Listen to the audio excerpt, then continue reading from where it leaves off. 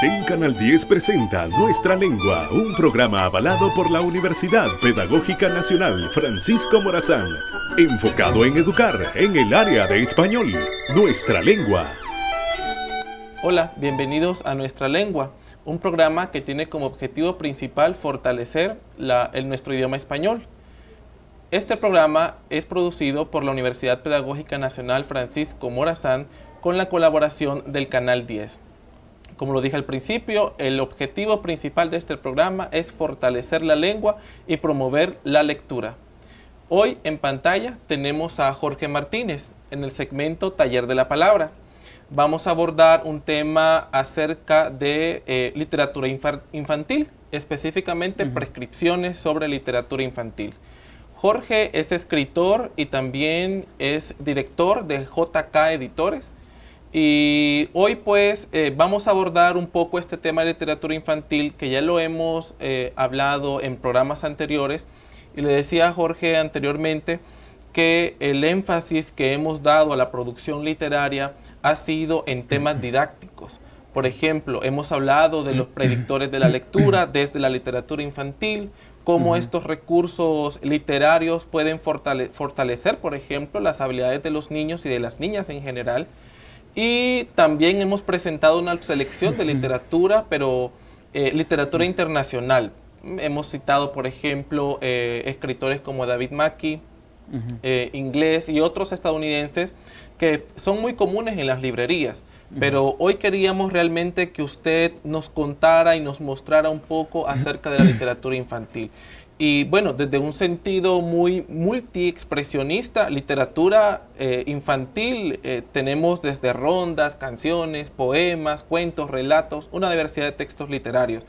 Y que vamos hoy a enfatizar en el valor lúdico, de entretenimiento, de diversión y sobre todo el reconocimiento de los valores nacionales, ¿verdad? Porque es muy fácil para el padre de familia encontrar en las bibliotecas, hay como una predisposición realmente a la literatura internacional, pero no de la misma manera a la literatura infantil. Entonces, Jorge, le doy la palabra y bueno, sí, cómo no. Quiero que nos comente acerca de la selección que usted nos trajo el día de hoy. Muchísimas gracias, pues es un grato placer estar aquí a través de los canales, de los potentes canales de las líneas de Canal 10 con la Universidad Pedagógica Nacional Francisco Morazán. Bueno, sus preocupaciones, realmente son inquietudes profesionales muy atinadas. En primer lugar, el tema de dónde sacan los profesores que la lectura es obligatoria, por ejemplo, o que hay mayor rigor en la didáctica de la enseñanza de la lectura que en el placer de la lectura o en el placer del texto para los niños, para las niñas, para los estudiantes. Pues no nos escapamos nosotros a una realidad que tenemos, ¿verdad? En nuestras casas no tenemos libros. El único libro que tenemos en nuestra casa es la Biblia, es un bellísimo libro con mucha profundidad, muy sabio, pero no satisface todas las necesidades que tiene un ser humano, que tiene un ciudadano, ya sea niño o niña. Entonces, creo que está en la escuela, la clave, ¿verdad? La clave está en la escuela. Necesitamos que nuestros profesores y nuestras profesoras tengan una visión un poco más amplia, más allá de la pedagogía, más allá de la didáctica, de la lectura, de la enseñanza de la lectura, encontrarse con que para los seres humanos es muy importante el disfrute de nuestra vida. O sea, en la vida nosotros estamos aquí en este planeta, ¿verdad? Estamos aquí en este globo, en esta burbuja de agua, hidrógeno, nitrógeno, en esta hermosísima tierra, con una oportunidad de ser felices, ¿verdad? Tenemos la gran ocasión de estar aquí por breve tiempo y debemos aprovecharlo al máximo. Una de las maneras más preciosas de disfrutar la vida es el placer, ¿verdad? El placer del arte, particularmente de las artes, el placer de la música, el placer de la pintura, de la estética en general, y dentro de ella una de las maravillas del goce que tiene el ser humano, que tiene que tiene esta extrañísima especie en el universo que somos nosotros, los seres humanos, es la literatura. Claro. La literatura nos permite a nosotros contar nuestra propia experiencia y contarla de manera bonita, contarla como una canción. En ese sentido, mostrarles a ustedes, por ejemplo, estos libros, estas joyas de la literatura, de la creación de la Mosquitia, es muy interesante. Entonces, quisiera mostrarles que este proyecto, ¿verdad?, la creación de estos textos, es una colección de libros, de 42 libros, que se titula Si creo y leo, me recreo. Es una producción del Proyecto Educación. Proyecto Educación es un convenio entre la Secretaría de Educación y la USAID, el Pueblo y Gobierno de los Estados Unidos. Este financiamiento sirvió para la producción de 42 libros creados por nuestros niños, niñas, padres de familia, pueblos originarios de diferentes culturas, Miskito, Garífuna, Pech, Lenca, Tolpan, etc. Y ese encontrarnos con la maravilla, con la riqueza de la tradición oral de nuestros pueblos y tener la oportunidad de colocarlo en las manos de nuestros niños y niñas, pues tiene un propósito pedagógico muy importante, que es que con nuestros propios textos, nuestros niños y niñas aprenden a leer más fácilmente. Eso es muy importante. Pero, sobre todo, el aprendizaje de la lectura, como es para el desarrollo de otras competencias, en sí mismo la lectura es un grato placer. O sea, leer es una maravilla, es algo maravilloso, el viajar a través de las distancias, de las diferentes culturas, el trasladarse de una época a otra época, únicamente a través de la palabra, es algo maravilloso. Entonces quería mostrar, aquí tengo nada más, quisiera mencionar algunos títulos. Muy bien. De esto que tenemos aquí. Mosquitia Pranakanani, ¿verdad? Que es un texto creado por los niños, niñas de la Mosquitia. El mago en el jardín del arco iris, un texto creado en Bonito Oriental. El niño cuentacuentos, un libro creado en La Ceiba. Leamos en Zancos, un libro creado en Trinidad Santa Bárbara. Niños y niñas con raíz, un libro creado por niños de las diferentes culturas del país. Mesu Gabinaiti, el gato bailarín de Limón Colón, escrito por un niño de Limón Colón. Tengo aquí un problema con este. La escalera más grande del mundo, creado aquí en Tegucigalpa. El Nixtamal, el héroe lenca, creado por los niños de la comunidad lenca de allá de Yamaranguila.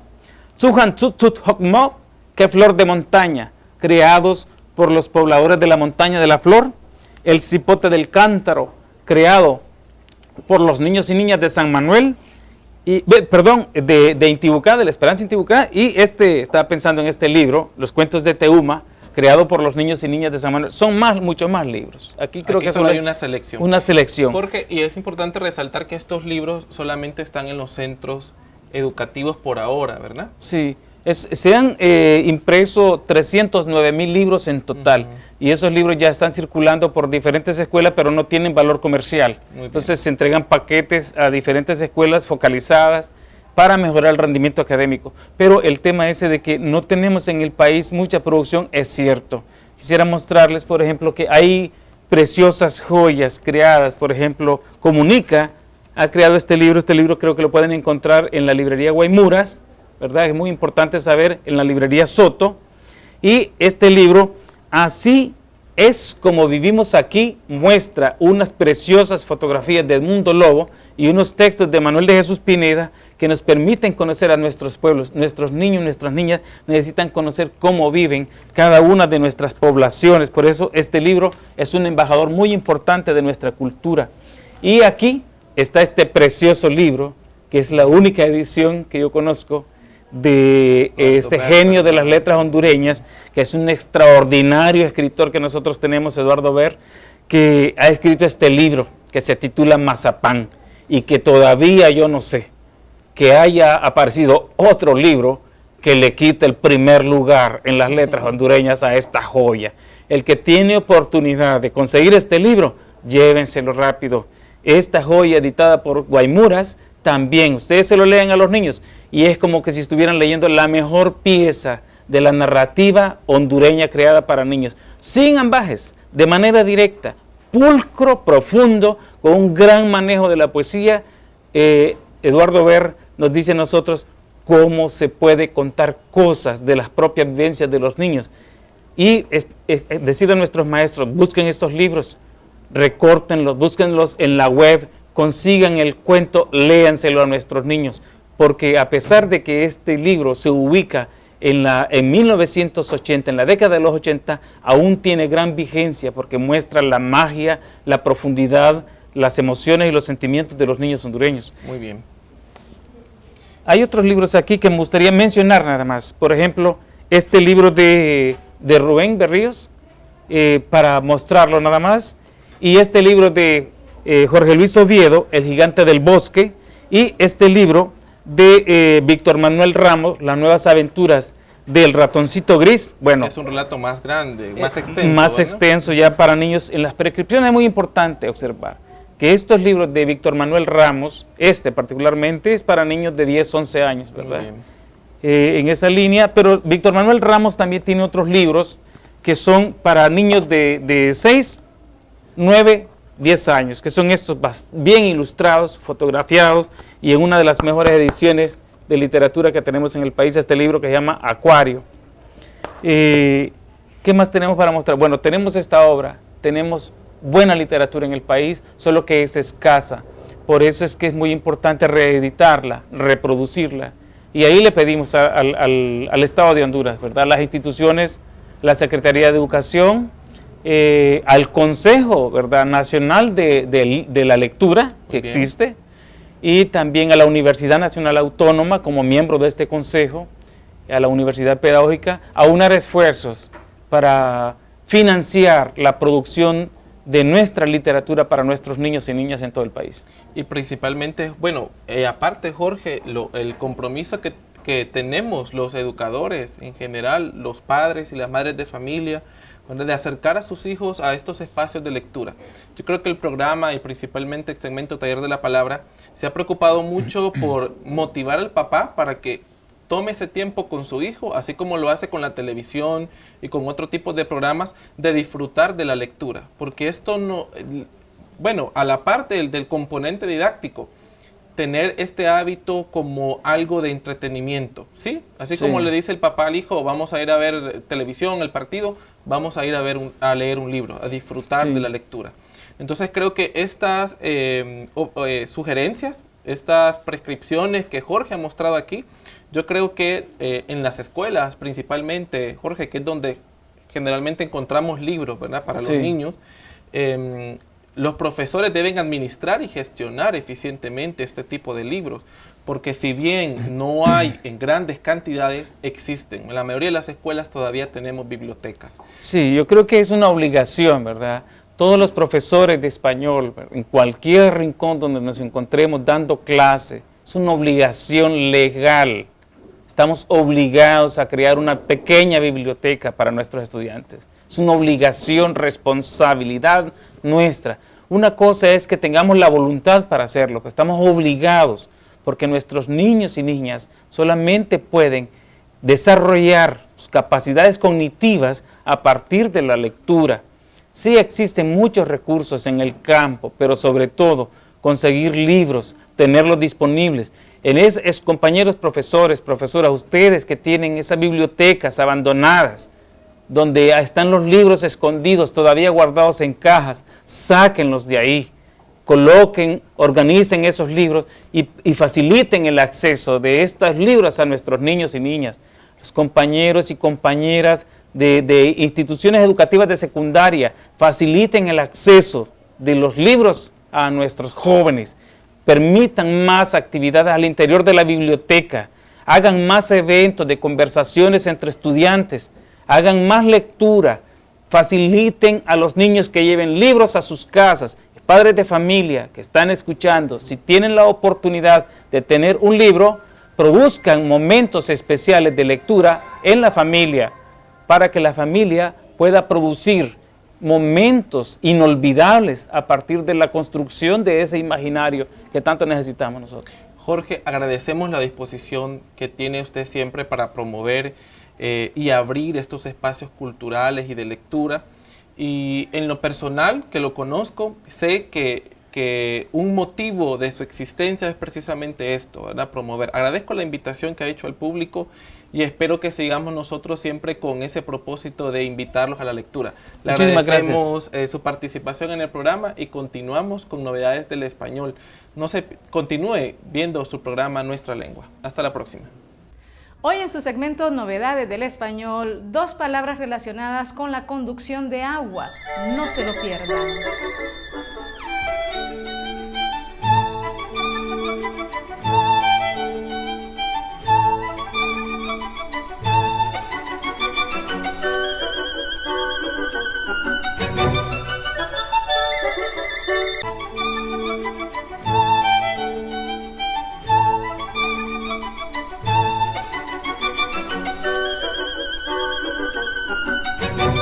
Hola queridos amigos, muchas gracias por continuar con nosotros en este espacio donde hablamos nuestra lengua. Les saluda Litza Solís y en su segmento Novedades del Español hablaremos de las palabras acueducto y plomero. Antiguamente los poblamientos humanos se establecían en las proximidades de ríos o manantiales, desde donde se acarreaba el agua a los puntos de consumo. Aunque existen precedentes que civilizaciones antiguas habían construido sistemas eficientes de conducción de agua, fueron los romanos quienes construyeron los acueductos más importantes en tamaño y cantidad en todos sus territorios. A este respecto, veamos la etimología y significado de la palabra acueducto. El acueducto es un sistema o conjunto de sistemas de irrigación que permite transportar agua en forma de flujo continuo desde un lugar en el que está accesible en la naturaleza hasta un punto de consumo distante, generalmente una ciudad o poblado. Este vocablo proviene del latín aqueductus, de aquae, genitivo de aqua, y ductus, que significa conducción, simétrico de ductum, que significa conducir. Por su parte, ducto proviene del verbo ducere, que significa guiar. Palabras relacionadas son conducir, deducir, ducha, duque y educar. Un acueducto arranca de un sistema de capacitación de agua. El agua pasa de forma controlada a la conducción desde un depósito de cabecera llamado caput aquae, también denominado como castellum, desde donde se distribuye a las ciudades, caseríos o pueblos. En el diccionario de la lengua española, la palabra acueducto aparece definida como conducto de agua formado por canales y caños subterráneos o por arcos levantados. La palabra plomero, fontanero o gasfitero hace referencia al profesional que se ocupa de la instalación de agua potable, aguas pluviales, aguas residuales, gas, calefacción y en algunas regiones también instalaciones eléctricas. ¿Cuál es la relación entre las palabras plomero y plomo? Dejemos que la etimología nos explique el origen de este vínculo. La palabra plomero designa el oficio que también llamamos fontanero. Se explica habitualmente como derivada de plumbum, que significa plomo, y el sufijo latino arius, del cual deriva el sufijo ero, que muchas veces marca oficios. Sin embargo, en latín se encuentra atestiguada la palabra plumbarius, que hacía referencia a las personas que tenían por oficio la reparación de grietas y otras labores de mantenimiento de las conducciones de agua, aunque también hacía referencia a artesanos que trabajaban el plomo.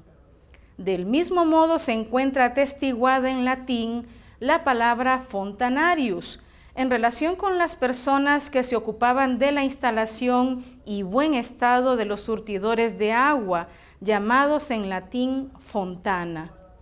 Los romanos acomodados ya disponían de conducciones de agua potable en sus viviendas, aparte de las numerosas fuentes públicas en las calles de las ciudades, lo que puede verse en algunas ciudades romanas de excelente estado de conservación, como son las de Pompeya y Herculano, enterradas por la erupción del volcán Vesubio en el siglo I después de Cristo. La utilización del plomo para las tuberías era lo habitual, pues es metal maleable que no se oxida y no produce mal sabor en el agua. Sin embargo, puede provocar saturnismo, una intoxicación producida a la larga por la ingestión continuada de residuos de plomo que sufrían frecuentemente los romanos. El uso del plomo se ha dado hasta en épocas más recientes. El servicio de agua corriente en las viviendas es algo que se perdió en el occidente europeo tras la caída del Imperio Romano. Lo que sí existía eran fuentes públicas de agua y seguramente también había personas encargadas de su mantenimiento. En ese sentido, las palabras plomero y fontanero serían recuperaciones léxicas a partir del latín. Muchas gracias por sus comentarios y sugerencias temáticas para este segmento. Sigan escribiéndonos a la dirección de correo electrónico que aparece en sus pantallas o a nuestra página de Facebook. Soy Litza Solís y los espero en una próxima emisión con más novedades del español. Hasta pronto. Lo espero en el segmento Café Literario porque el invitado de hoy nos tiene una sorpresa. Se trata de un médico que también escribe, Giuseppe Vigil. Quédese con nosotros.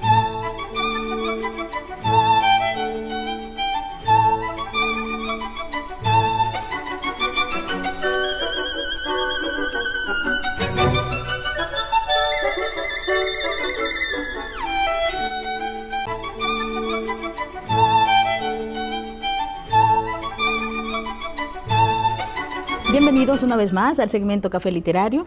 Como siempre nos encontramos en la Biblioteca Juan Antonio Medina Durón de la Universidad Pedagógica Nacional Francisco Morazán, el lugar donde rendimos homenaje a los libros, a sus autores, a la lectura, a la literatura. En esta ocasión me encuentro acompañada de un hondureño médico, odontólogo cirujano, que también escribe. Se trata de Giuseppe Vigil. ¿Cómo está, Giuseppe? Bienvenido. Muchas gracias, encantado de estar aquí. Gracias.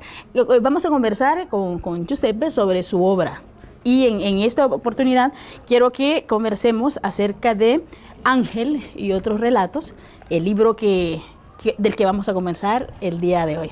Cuéntenos, este libro acaba de surgir, acaba de salir al mercado. Así es, se hizo la presentación oficial en las instalaciones de la Universidad Autónoma el mes pasado, a inicios del mes pasado. Y pues ahora estamos aquí apoyando la difusión para que la gente conozca este libro y se anime a ir a la librería y buscarlo. ¿En cuál librería se encuentra? ¿En todas? La tenemos en Mundo Literario, en Metromedia y en Casa Sol. Muy bien. Usted es médico de profesión, ¿verdad? Y también escribe. ¿En qué momento de su quehacer cotidiano encuentra tiempo para escribir literatura? Pues hay que estarle robando tiempo al día, ¿no? Sí. No existe un momento preciso en el que yo diga, yo a las 9:40 voy a escribir. Yo soy docente de la Facultad de Odontología y a veces tenemos horas libres en medio, una clase que tal vez termina un poco antes. Entonces ahí está la computadora y se comienza a escribir. O se aprovechan de vez en cuando los ocasionales ataques de insomnio. Ajá. Y no hay más que hacer, tenemos o la televisión o la computadora. Normalmente yo me decanto por la computadora. Qué bien, qué bien. Entonces hay que aprovechar cada momento. Así es, porque pues, hay muchas ocupaciones, ¿no? Sí. Aparte de la docencia, también tengo mi práctica privada. Es una vida bastante intensa, así que hay que buscar esos momentos en los que viene la idea. O tal vez uno mastica la idea desde muy temprano y espera el momentito en que llega la libertad para poderse sentar frente al teclado y darle rienda suelta. ¡Qué bien! Y Ángel y otros relatos es una colección de cuentos, sí. Cuentos de diferente tamaño, ¿verdad? Hay unos más extensos que otros. Sí. Y ¿es su preferencia escribir cuentos? Sí, yo me inclino muchísimo, aunque he experimentado mucho con la poesía, con la novela. De hecho, es el cuento en el género en el que yo más cómodo me siento, en donde puedo manejarme con más libertad. La diferencia de los tamaños de los relatos es porque Ángel y otros relatos está compuesto por una serie de cuentos que han sido premiados. Y como las bases de los concursos a veces establecen un límite, algunos nos dicen 4 páginas, 10 páginas, 20 páginas, extensión libre, al momento de compendiarlo en una sola obra, entonces salen así algunos un poquito más cortos, un poquito más largos, porque la idea era incluir a aquellos que de una u otra manera habían ya obtenido un reconocimiento. ¿Y qué tan difícil es que le determinen la cantidad de páginas? Usted me va a decir porque usted es el creador en esta historia. A veces es un desafío. Ajá. Y de hecho se puede dar la ocasión, ¿no?, que uno tenga aquel cuento que parece que lo escribió para el concurso, ¿no?, que le dicen es de 4 páginas y usted lo tiene ya de 4. En otras ocasiones yo me he propuesto escribir a propósito para el concurso, escribo la obra y luego se me va de las manos. Y aquello que debía ser de 2 páginas acabó siendo de 24 y ya, no pudo participar en el concurso y volvemos a empezar. Y así, es un experimento muy divertido. Sí, pero no como una cirugía, ¿verdad? No, con la cirugía hay que concentrarse un poco más, termina doliendo más la cabeza. Sí. Y aunque a veces escribiendo también duele, es un placer un tanto más gustoso. Sí, es cierto. Estaba pensando en en los cuentos que han sido galardonados, tanto en el territorio nacional como en el extranjero. ¿Podría comentarnos cuáles cuentos han sido galardonados? Bueno, dentro de los que están incluidos aquí, pues Ángel, que da título al libro, fue seleccionado como primer lugar en los Juegos Florales de Santa Rosa de Copán hace un par de años. Tenemos también los que han sido reconocidos por el Heraldo, por el premio Rafael Heliodoro Valle y por el concurso de la Dowell School, que son concursos que ya tienen varias ediciones, ¿no?, que ya se puede tal vez comenzar un poco a confiar en su criterio. Y con esta esperanza, pues yo los incluí aquí porque pienso que si fueron meritorios para los jueces, para los patrocinadores, de repente los lectores de a pie, los que entran a la librería buscando una novedad, podrían encontrarle algún gustillo, ¿no? Abrir esas páginas y tal vez por curiosidad, tal vez porque miran que ha sido reconocido, animarse, ¿no?, a darme una oportunidad a este escritor desconocido que está ahí hablándoles. ¿Y cómo elige usted este título? Yo siempre he pensado que los títulos son pues el gancho, ¿verdad? Lo que atrae al lector. Y cómo, yo sé que hay un cuento que le da nombre, claro, ¿verdad? Pero ¿cómo elegir el título que le va a dar nombre a una colección? Mire, fue difícil. De hecho, el nombre Ángel, que da título al cuento, es un juego de palabras, ¿no? Porque el protagonista es muy ambiguo y va del bien al mal.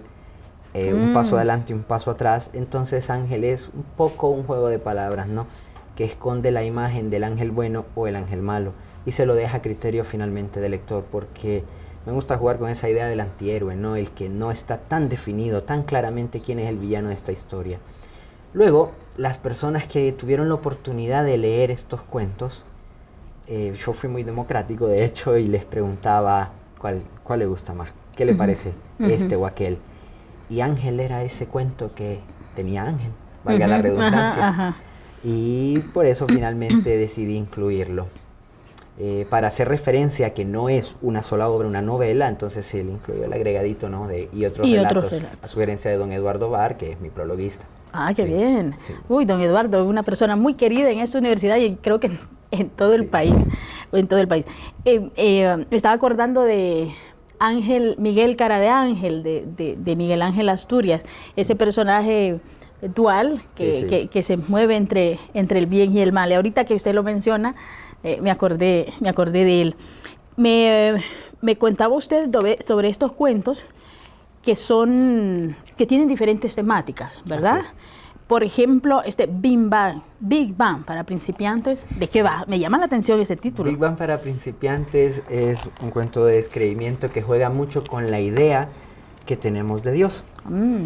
Big Bang para principiantes, pues ya el título revela que trata de explicar un poco el origen de esta Tierra y de una forma fantasiosa trata de crear la imagen de un Dios que sostiene a la Tierra como si fuera un juguetito en una mano.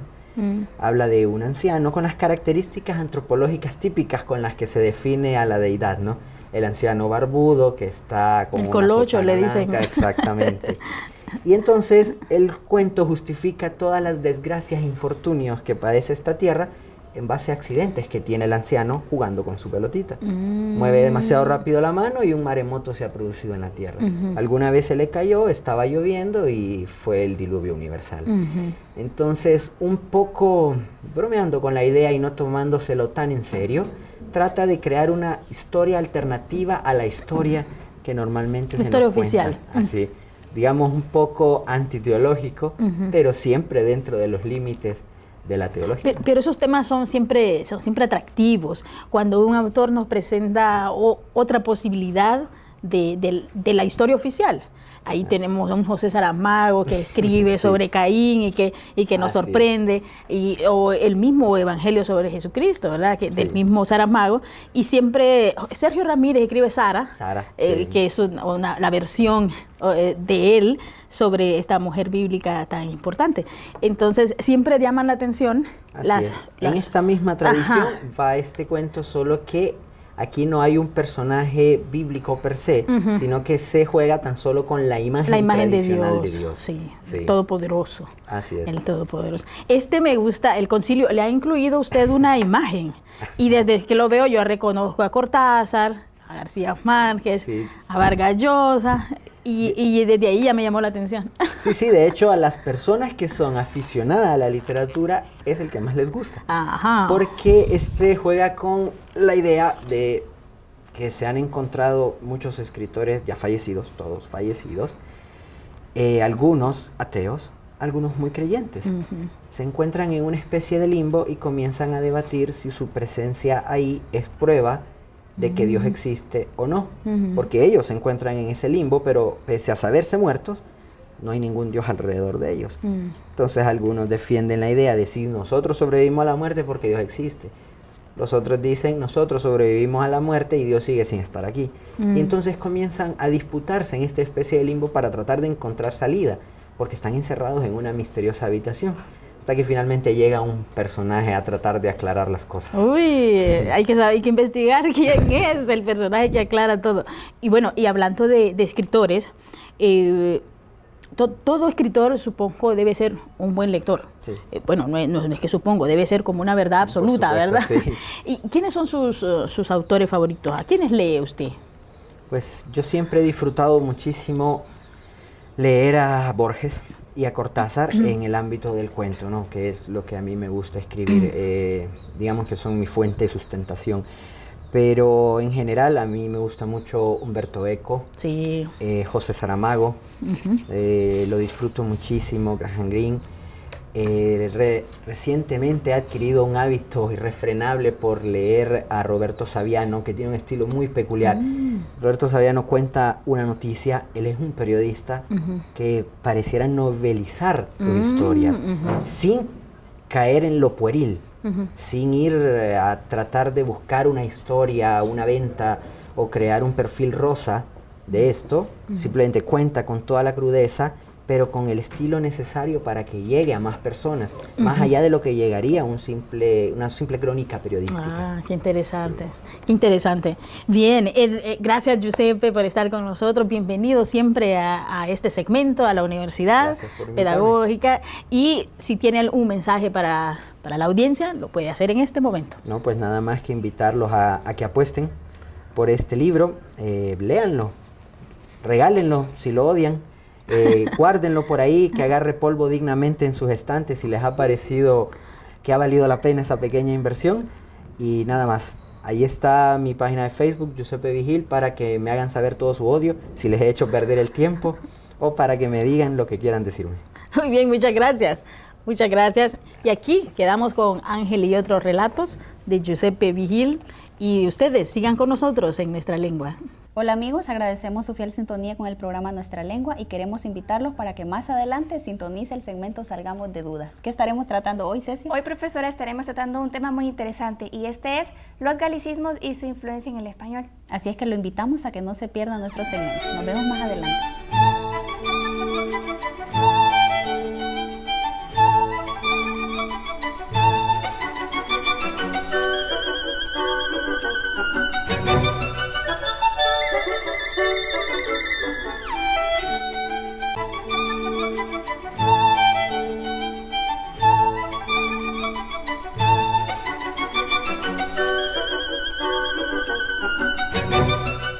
Bienvenidos al segmento Sacamos de Dudas, el último segmento de nuestra lengua. Yo sé que muchos están ansiosos por saber ese anticipo que les dimos acerca de los galicismos y su influencia en el español. Pero primero, profesora, ¿qué es un galicismo? Un galicismo se puede reconocer o se cataloga como un extranjerismo que es tomado de otra lengua, ¿verdad? En este caso, el francés. Reconocemos la gran influencia que está teniendo el francés, se ha convertido en una lengua de importancia a nivel internacional, ¿verdad? Y esto lo podemos ver no solo en el español, sino también en otras lenguas del mundo. Es una lengua hermana porque proviene de las lenguas romances y tiene ciertas similitudes con el español, pero hay unas palabras que surgieron en Francia y ahora las utilizamos en el español. Por ejemplo, vamos a mencionarles una serie de palabras. Por ejemplo, el galicismo argot tiene su equivalente en el español y este es jerga. Aunque con jerga y argot ambos son utilizados en español y con significados diferentes. Sí. El argot generalmente para aquellos grupos que no están bien consolidados pero que comparten características comunes, mientras que la jerga es propio de un grupo, ya sea pertenecen a un mismo nivel social, por ejemplo, jerga médica, jerga de los abogados, jerga estudiantil. O también conocemos la palabra jerigonza. El niño balbucea, pero en su jerigonza no le entendemos, podemos decir. Argot es una palabra que proviene del francés. También está la palabra carnet, que su equivalente en español es carnet, y es ese documento que nos identifica, depende de si son de un colegio o de alguna asociación. Bueno, también tenemos otros ejemplos de galicismos, tal es el caso de tour. Su equivalente en español es vuelta y giro. Premier para referirnos al estreno, ya sea de una película o de un espectáculo público. Así es, y la palabra tour la utilizamos en el ámbito del turismo. Asimismo, la palabra turismo, que proviene de tour, es un galicismo.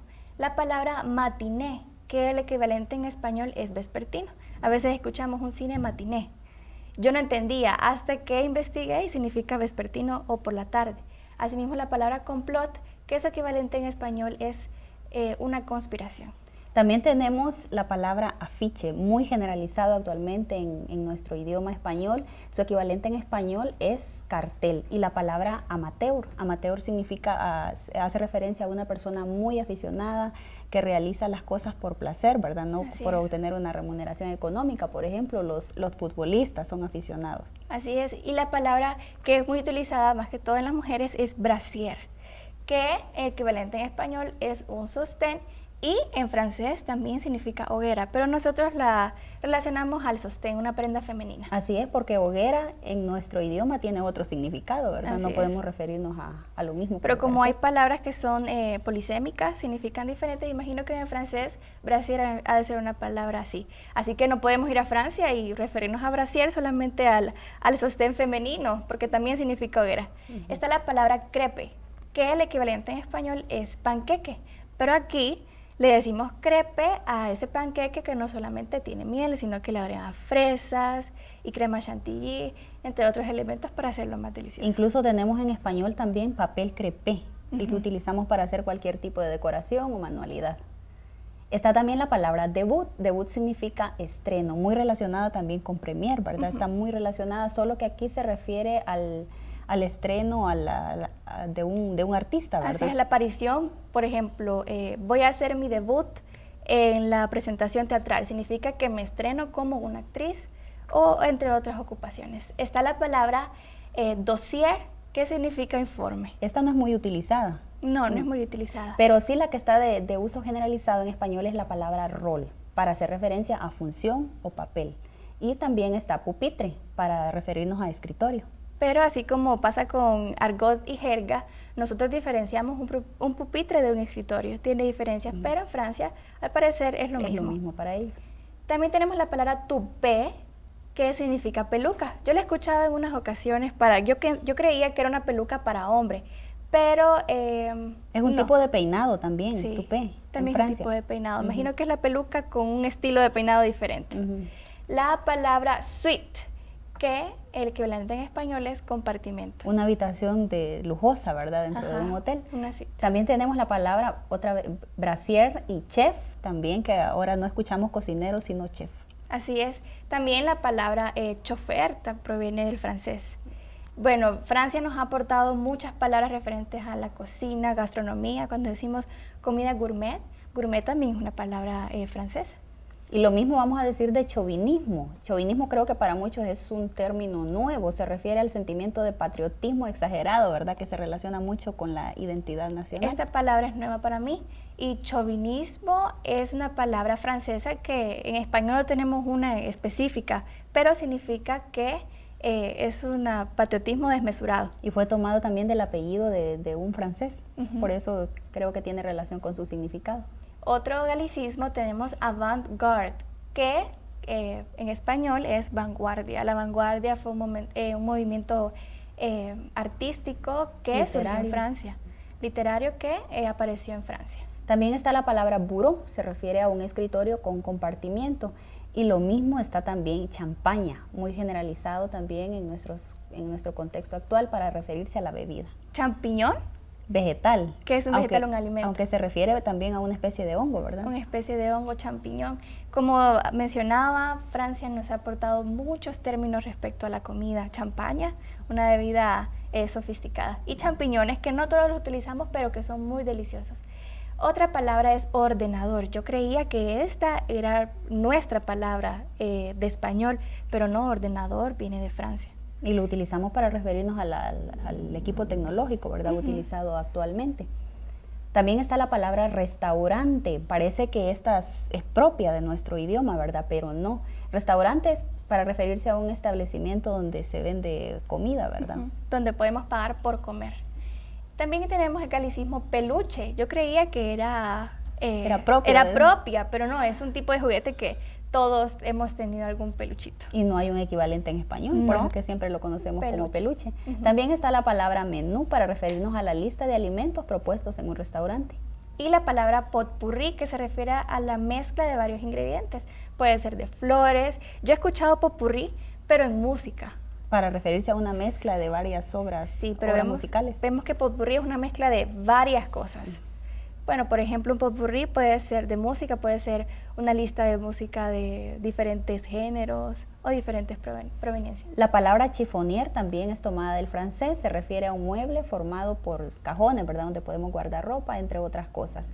Y para finalizar, la palabra souvenir, un objeto que nosotros guardamos, ¿verdad? Con un recuerdo que hemos obtenido de algún lugar. De alguna visita. Cada vez que alguien va a algún lugar muy exótico, siempre le pedimos un souvenir. Puede ser una conchita de mar de alguna playa o algo propio del lugar como recuerdo a ese lugar que visitamos, siempre relacionado con el turismo.